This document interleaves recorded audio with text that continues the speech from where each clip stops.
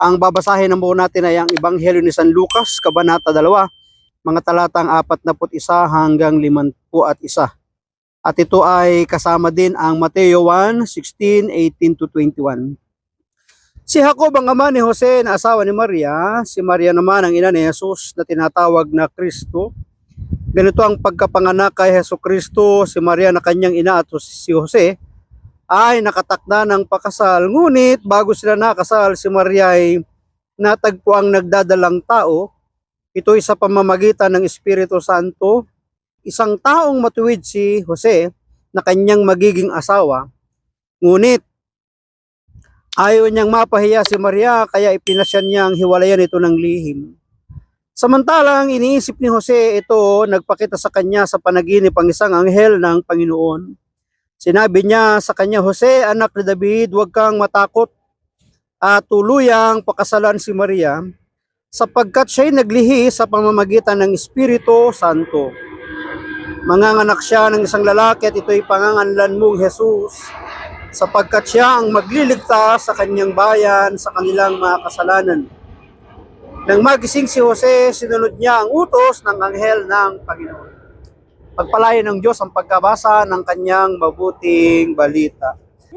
Kung mapapansin natin sa ating pagbasa ay binabanggit kung saan nagsimula ang angkan ng ating Panginoong Yesus. Sa bandang dulo ng ating pong pagbasa ay sinasabing magkasintahan si Maria at saka si Jose. Actually, pinagkasundo nga ito kasi alam naman natin na ang kasal sa kanila ay may mga iba-ibang stage. Sila ay nandoon pa sa tinatawag na betrothal stage. Wala pa sila doon sa ceremonial stage.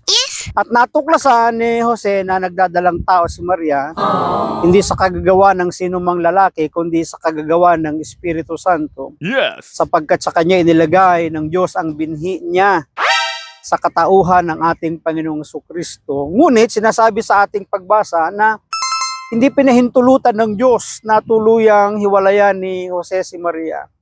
At kinausap siya ng Diyos sa pamamagitan ng panaginip. Thank you for watching.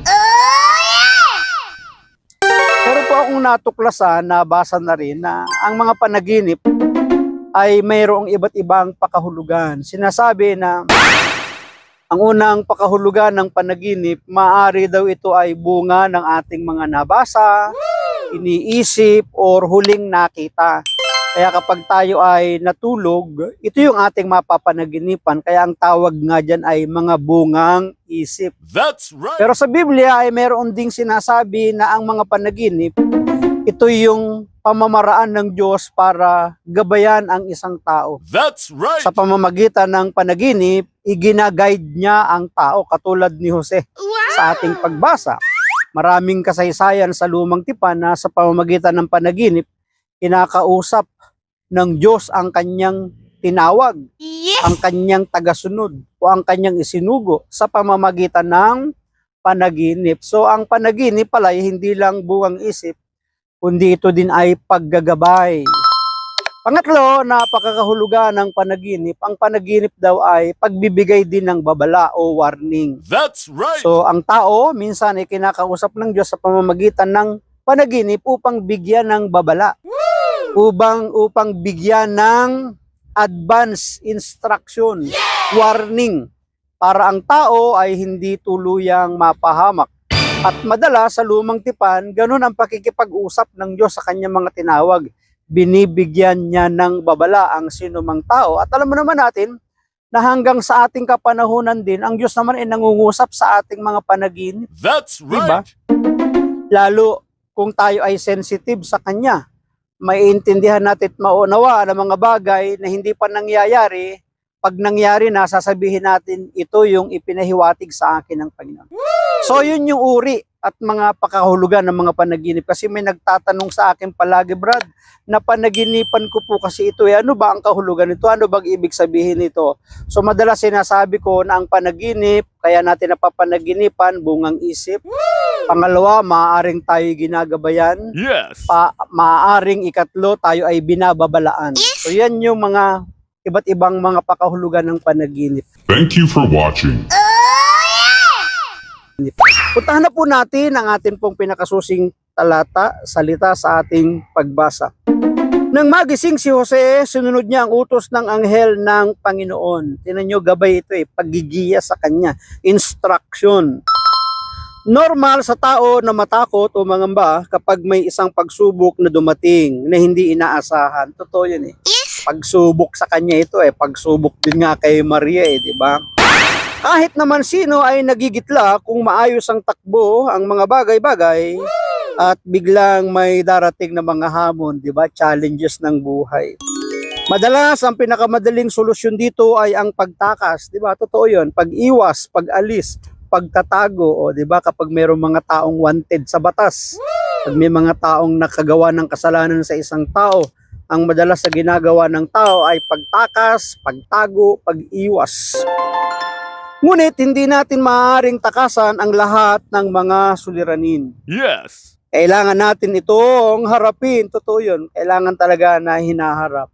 Sapagkat kapag palagi nating tinatakasan, hinahabol tayo ng takot, pag-aalala, nervyos, hindi natin yun malalagpasan. Pero kung ating haharapin, isang biglaang takot lang, isang biglaang pangamba at pag-aalala lang, bakit naharap mo na Kailangan natin itong harapin tulad ni San Jose. Kailangan nating magising sa katotohanan ang mga pagsubok na ito ay bahagi ng dakilang plano ng Diyos. Yeah. Siguro kapag naintindihan natin ang lahat ng bagay na nagaganap sa ating buhay, na ito ay may dakilang layunin at dakilang plano ang Diyos, matatanggap natin ng maluwag sa ating puso Magkakaroon tayo ng kapanatagan at kapayapaan sa ating puso Yeah. Maluwag nating matatanggap ang anumang bagay na hindi nangyayari sa ating buhay sapagkat naniniwala tayo na nandyan yung gabay patnubay, plano ng Diyos sa ating buhay. Walang mangyayari sa balat ng lupa kundi ang kabutihang kanyang ninanasa.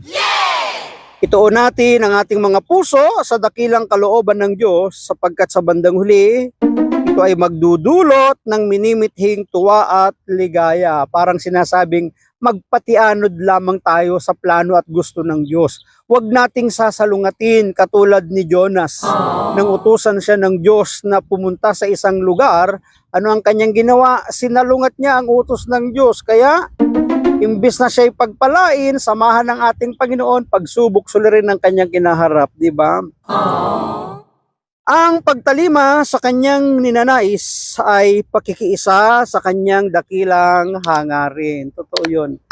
Ang pagtupad, ang pagtalima, ang pagsunod sa mga gusto ng Diyos na mangyari, ito ay pakikiisa natin sa kanyang dakilang hangarin, plano o gagawin.